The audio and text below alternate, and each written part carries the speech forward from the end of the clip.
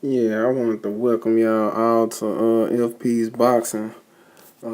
First off, I'm gonna start off by saying this is my top pound for pound list as of right now, and the reason for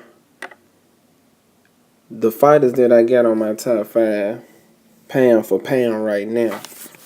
Number one right now is Andre Ward.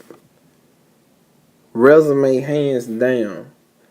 Can't be topped by anybody in the fight game right now, from the Super 6 into him holding at 175 all three belts: WBA, IBF, WBO, and just what he done so far in the game just can't be touched. There's no comparison. If you fight somebody like Sergey Kovalev, is which they said will be, reign supreme, whoever wins the fight, a controversial win, and he beat him. The judges gave him the decision, so that automatically ranks him as number one, pound for pound. I mean, what other person stepping up straight out the gate out of 168 and go straight into an undefeated Cuban fighter? Nobody. Okay, my number two is Terrence Crawford. I mean, one of the best fighters at 140 right now. Easily, hands down, could be, argued it too.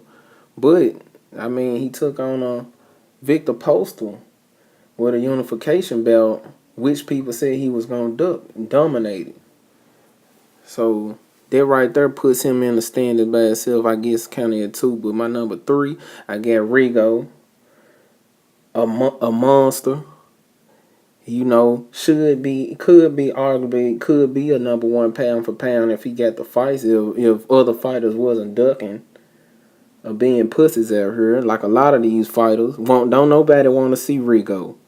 So, hands down, he got to be number three. That's just because fighters are really not trying to fight him. He really being ducked. So, I got Sergey Kovalev at number four. Resume alone, hands down, Sergey, you still can't deny, he running into fighters like Andre Ward. That's the Floyd Mayweather of the heavier weights, if that's what you want to call it. So I got Sergey Kovalev as my number four. I got number five is Keith Thurman. So I mean, from what he been doing so far at 147, and the unification with Danny Garcia, I still feel like that's a big notch under his belt. I mean, any kind of unification belt. I think holds merit to a lot of what's going on in boxing right now, with a lot of guys ducking. But I got him as my number five, and I don't know if I want to make a separate video to why, Roman Gonzalez or Triple G or Vasily Lomachenko was not in my top five. Maybe I might just come back with another one of them. And I mean, I do have pictures posted of, I'm just letting you see greatness. A lot of these old time fighters that I'm used to seeing, took on great fights. Wasn't afraid to move up in weight, take on challenges.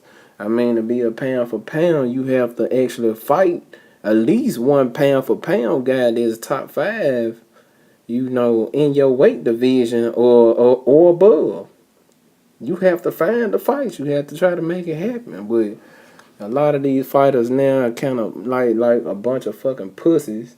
But I don't blame the fighters. I blame these casual ass fans who really are not fans of boxing. I don't feel like if a fighter takes a loss, it's the end of his fucking career. I mean, you got UFC fighters losing 7, 8 fucking fights, and they still have their fan bases.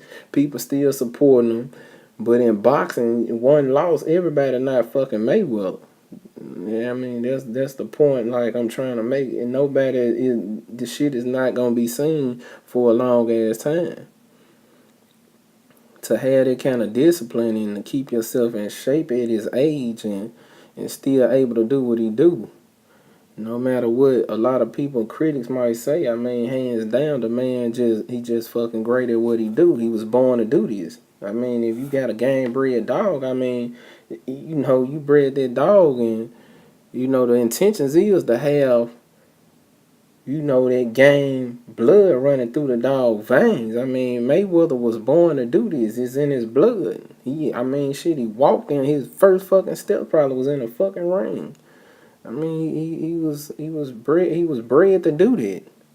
You know, anything less is just, it probably should be killed. I mean, if you got a fucking game dog, you breeding a game dog, and that motherfucker sitting in your fucking house as a pet. What is it good for? It's like having a fucking hound dog as a pet, and he don't use his fucking senses.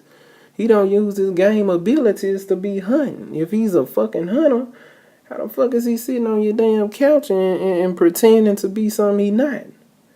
You know? But I mean, I might come back with another video later on and kind of voice my opinion on why all these so-called fan favorites not or shouldn't be in a top 5 on a pound for pound list, period. So I appreciate everybody for listening right now, man. I know it's kind of long, but I appreciate everybody. This is FP Boxing. I'm out.